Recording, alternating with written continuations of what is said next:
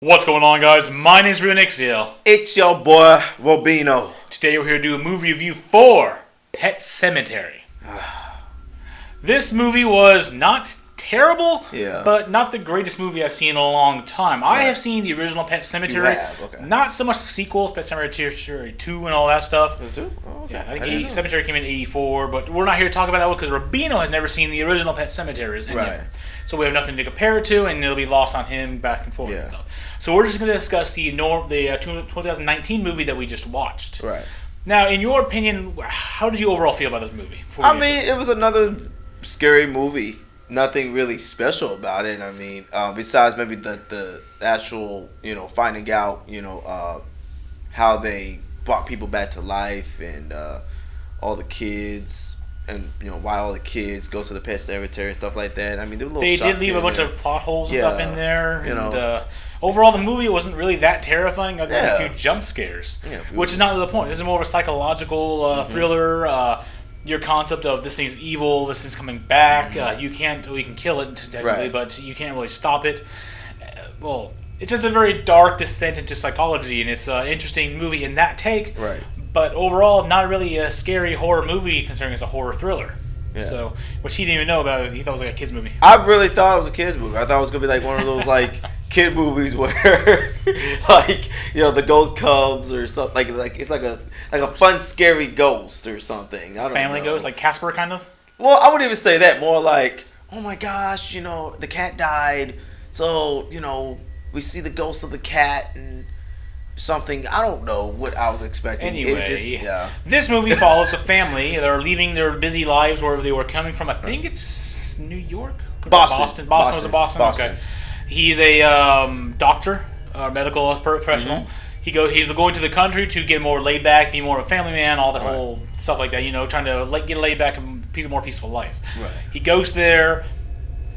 The local town legend of a pet cemetery where you bury your animals and they come back to you. It's a old native legend and all that about there's something going along with the oh god, what's that creature called? Wendigo. There are a whole bunch of that involved. Like I said, there's a lot of different plot holes, especially if you don't know too much about the lore. I've seen the movie, but I don't know too much about the actual lore about it. There's probably a whole backstory and connective to other movies, which I don't know about, so forgive me on that one at least. But the whole family goes there. The cat dies. They've been there for a little while, so they make friends with a bunch of the locals and such. The cat dies. A local man, played by John Lithgow. Yes. He plays Jude. Yeah, he plays Judd. Judd, my bad, Judd. Tells them that they can bury their... he kind of does it in secret. Yeah. Let's go do this real fast. And, oh, yeah, by the way, now that we've done it already, your cat's come back as something different. Right. I'm sorry. My bad. Type thing. It's more like, he... pretty much he did it before. And thought maybe, okay, this time, this is for a cat. No, your cat's more fresh, so it might come back better or something. There was a whole thing. Well, it was more of like a love thing. You're right. It was a love thing because he was basically saying who he buried was already bad. He was already kind of bad anyway. His dog was kind of a mean streak. Exactly. So when the dog came back, it was even meaner. He thought, well, the cat was nice, so maybe it'll come back as nice. But he was wrong about it, and the cat becomes very zombie. That thing just looked evil, the way it kept staring, had the evil eyes. Yeah. The effects were really good in the movie, like the cat staring at you, going in the dark, and you seeing the loud thumps throughout the house and all this stuff, especially when you're experiencing the mother's trauma of her sister and the whole issues going along with that, which I'm not sure how well that pertained to the overall story, other than just her having a psychological break or having issues. Was that important to the overall movie or something else? I don't remember. Yeah, that was the one thing about the movie I was kind of confused about was the mother. She was having her little flashbacks here and there, and I thought maybe those flashbacks were kind of contained to what's going on in the movie, but it kind of was just more of like she did something bad by an accident. She didn't really like. Well, I wasn't that she didn't like her sister. I think it was just more of like she hated her. She was afraid of her sister. Her sister hated her, so it was you have to take care of her, but kind of want her to die, which just makes her feel guilty. And because she got tired of taking care of her, which is I really thought there was she was a zombie or something. Her sister was a zombie because the way she looked, it was very. But apparently, she had a degenerative bone disease where her bones are all twisted, her feet and her hands are all gnarled, her spine was rigid and curved. Mm-hmm. Don't know the name of the disease off the top of my head. Yeah. They didn't really say it. They just said she has a spinal issue and whatever. Yeah. But I'm pretty sure it's a real disease, and it's probably very unfortunate for those who have it. Yeah, but it's not. It has to be it's very rare. But it was just weird. I thought, I was like, oh snap, it's gonna be connected to.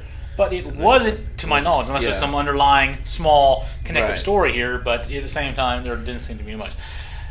The whole story progresses, though, that eventually the main character's Lewis's daughter dies, hit by a truck. I know in the original it's the son, but that's where they swapped the story slightly. Yeah. The girl dies, his daughter. The mother and the son go away to the parents' house. Well, he stays there, gets drunk, gets kind of depressed, psychological, goes to bury his daughter in the garden, the pet cemetery, to bring her back. Right. She comes back as an evil zombie creature thing. She talks and means friendly, but she kills people, and she just looks evil with the whole gray skin, the blood pumping in her veins. Yeah. But like I said, the effects were really cool in this movie. Yeah, that was really good. It's just the overall story was kind of subpar, which I know is similar to the original Pet Sematary, but they changed a lot of aspects at the same time. Well, it's 2019. I mean, you got to upgrade it. So. Yeah, I guess. But overall, this movie, not terrible. Right. Not the greatest thing I've seen in a long time. I'm looking forward to other horror movies. This is not really on my radar too much. I just remember seeing the original, and I want to see how they would do this one. Well, the thing with me that I have another question about was with Jason Clarke, who plays Lewis. I kind of felt like there were some moments where the daughter was saying, no, when the cat died, or something like, I can't remember what, they were talking about God or whatever. Mm-hmm. And I kind of feel like I would have loved to know why he talked like that. Like, where he didn't really, it feels like he didn't really believe in, like, spiritual stuff. Well, as a doctor, you see a lot of death, and all some people are not saying doctors can't believe in religion and have afterlife and all that stuff. Right. But from a practical scientific point of view, there's no scientific evidence of a soul. So, in his objective standpoint, when something dies, it's dead. That's it. There's no soul. You just die. So, which is true. But I would have loved to see maybe a deeper. Maybe there's a reason why he. I mean, of course he's a doctor, but maybe when he was a kid, like some sort of trauma. Just like the mother. The mother had trauma. That's why she's always scared. I think that's why it solidified her love or her need for religion. It's like, yes, there's a place after in heaven or hell, but there's a place in heaven where.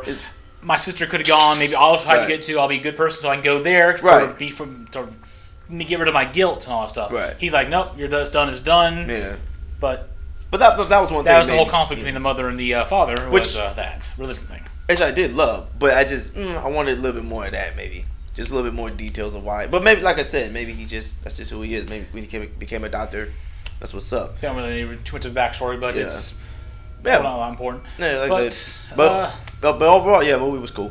If you're in this, I think if you're into scary movies, this is it's a good movie. If you're not, it's a very specific type of movie. If you're not into the psychological horror movies, you're probably not gonna enjoy this because there is a lot of slow of hearts, a lot of story building elements, a lot of friendship. So the family bonding and getting together, getting to know the friends. If you're not really a fan of the whole psychological movies, horror movies, the really slow building, family elements and all that stuff, you're probably not going to enjoy this movie too much. If you're more the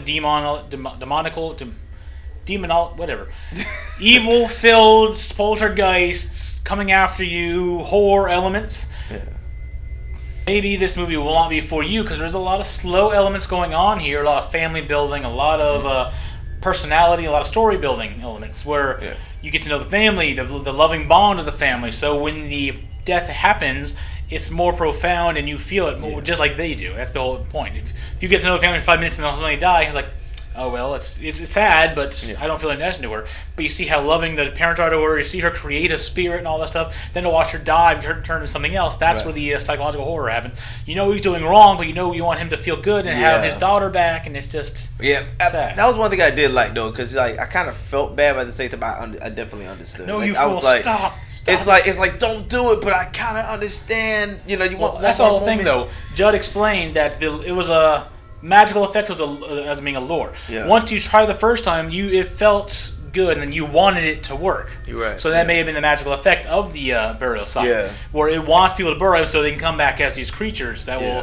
Because at the end of the movie, they were creating more of themselves. She killed the mother, took the mother and buried her. The mother came back, killed him, and grabbed him and took back to bury him. So at the end of the movie, all three of them are coming after the baby, who's locked in the car at that point. And that's how the movie ends. Which is kind of crazy. He left that baby in there. I'm like, okay. It's better than being outside with people killing everything. That's true. Let me ask you this question, though. Do you like this better, or do you like the original? Besides taking out... Because that's the hardest thing. more gritty elements to it, more realistic elements and stuff, where the other one's more supernatural. Yes, it's supernatural, but it felt very gritty, the stabbing, the blood, and all that stuff. The other one felt more frightening, but also far older as well. So that kind of took some of the edge off, especially in our modern day and age. Right. But overall, I think I have more better memories from the first one. That's probably the first time I've seen it. So I don't want to be unbiased. Like I said, I didn't want to compare this one and the first one because you haven't seen it, and I'm tired of comparing old and new movies because these are remakes with different storytelling elements. I would say, I don't know, man. I think I would have wished I watched the old one because there's been a couple times. Because there's been a couple times where I watched the old one and then I'm like, whatever. And then I watched the new one that I compared. I'm like, oh, okay, I understand why people like this movie a lot. You know what I'm saying? Because I know what's going to happen. And I can go, oh, like Jessica said, I didn't know that the son died. Yeah, like they swapped that in the overall. Because they still had 2 kids in the old one, right? Yes, 2 kids. They held the cat. The names were the same. Right. The characters were the same. Judd always took him to the pet cemetery. So a lot of the elements are the same. They just swapped the who died and the overall. And the end was the same. Everyone died and they came back. You know what? I just got Pet Cemetery. I just got it. I get it now. The Pet Cemetery is it's not really real, but people think it's real, but then what's really real is behind it. Mm-hmm. I just thought about it. It just came to me. Okay. On that, we're gonna leave this video here. I'm sorry. It just came to me. I was like, oh, the kids think this is gonna be alive, but it don't work. So the old man's the only person that knows. Duh. Shit. God, man, I just thought about it, man. Wow, man. I just thought about it. Yo, this is crazy. This blew my mind. Yo, for real. This literally just blew my mind.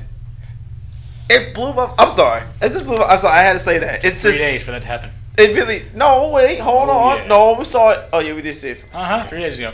All right, so not much more to say about this movie. I'd like to thank you all for joining us. If you're watching this on my channel, go check out Robino Entertainment and Key to Robino. Link down in the description below. Robino Entertainment. There's a lot of the same stuff we do over here. Movie reviews, trailer reaction, top 5s, Robino's treasures, a lot of good stuff. And Kid Robino does a lot of the kid-based things, cartoons and animes and reviews like that over there. Yeah. A lot of good stuff. Also, check out Fearbot Gaming, the game channel. We do a lot of Let's Plays and other game-based trailers and such. Not too many of those, more Let's Plays, but it's a lot of fun stuff over there, so go check it out. If you're watching on my channel, go check out my boy Rionyxiel. He does the same thing I do. Movie reviews, trailer reactions. If you're watching on my channel, you find it. And yeah, man, pretty much that's it. Of course, check out Fearbot Gaming. You know, trying to get more games on there. Yep. And like, thank you for watching this. Hope to see you in the next video we do.